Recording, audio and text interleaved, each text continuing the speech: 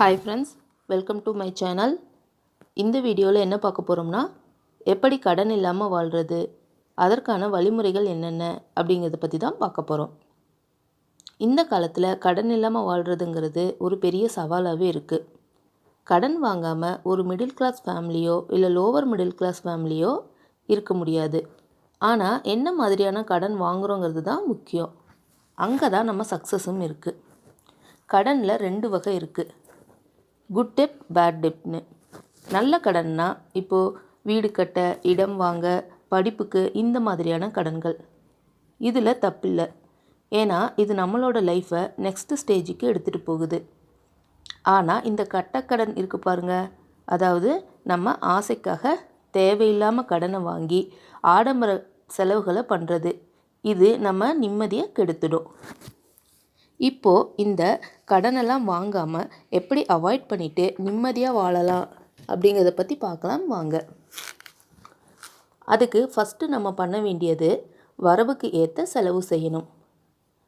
வரவுக்கு மீறி நம்ம பண்ணுற ஒவ்வொரு பைசாவும் கடன்கிற அக்கௌண்ட்டில் தான் போய் சேரும். நம்மளால் என்ன முடியுமோ அந்த பட்ஜெட்டுக்குள்ளே தான் வாழ கற்றுக்கணும். அடுத்து நமக்கு தேவையான பொருட்களை மட்டும்தான் வாங்கணும். தேவையில்லாத பொருட்களை வாங்கிறத நிறுத்தணும். நமக்கு என்ன வேணுமோ, நம்மளால் என்ன முடியுமோ அதை மட்டும்தான் வாங்கணும். உதாரணத்துக்கு உங்களால் 5000 ரூபா ஃபோன் தான் வாங்க முடியும்னா அதையே வாங்குங்க. அடுத்தவன் வச்சுருக்கான்னு சொல்லிவிட்டு 50,000 ரூபா ஃபோனுக்கு போனால் அங்கே தான் சிக்கலே இருக்குது. அடுத்து நிறைய பேர்கிட்ட இருக்கிற பழக்கம் மற்றவங்களோட கம்பேர் பண்ணுறது. அவங்கக்கிட்ட அது இருக்குது, நம்மக்கிட்ட இல்லையே, இவங்கக்கிட்ட இது இருக்குது, நம்மக்கிட்ட இல்லையே, அவங்களாம் நம்மளை பற்றி என்ன நினைப்பாங்க அப்படிங்கிற எண்ணத்தை ஃபஸ்ட்டு மாற்றுங்க. உங்கள் வாழ்க்கையை நீங்கள் வாழ பாருங்க. அடுத்து நம்ம அதிகமாக எப்போ கடன் வாங்குவோம்?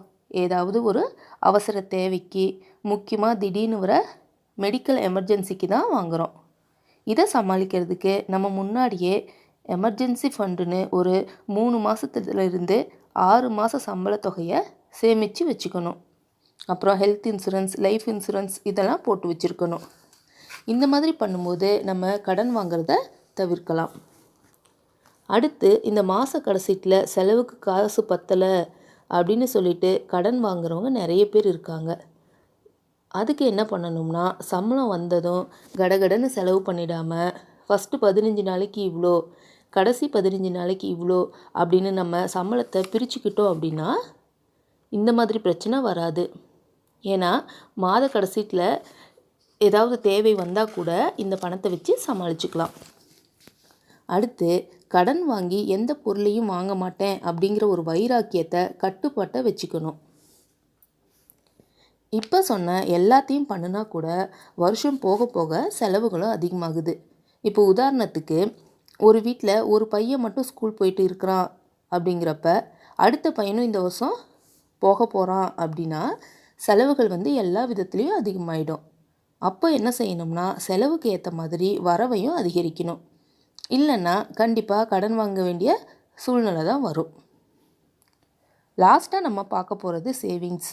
இது மட்டும் இருந்தால் ஓரளவுக்கு எல்லா சுச்சுவேஷனையும் சமாளிக்க முடியும். அதனால் உங்கள் வருமானத்தில் இருந்து 10 to 20% சேவிங்ஸை எடுத்து வச்சுட்டு மீதியை செலவு பண்ணுங்கள்.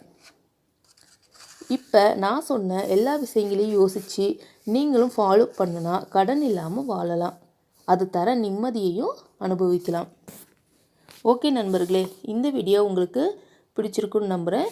இந்த மாதிரியான வீடியோக்கள் உங்களுக்கு வேணும்னா மறக்காமல் என்னுடைய சேனலை சப்ஸ்கிரைப் பண்ணுங்கள். நன்றி, வணக்கம்.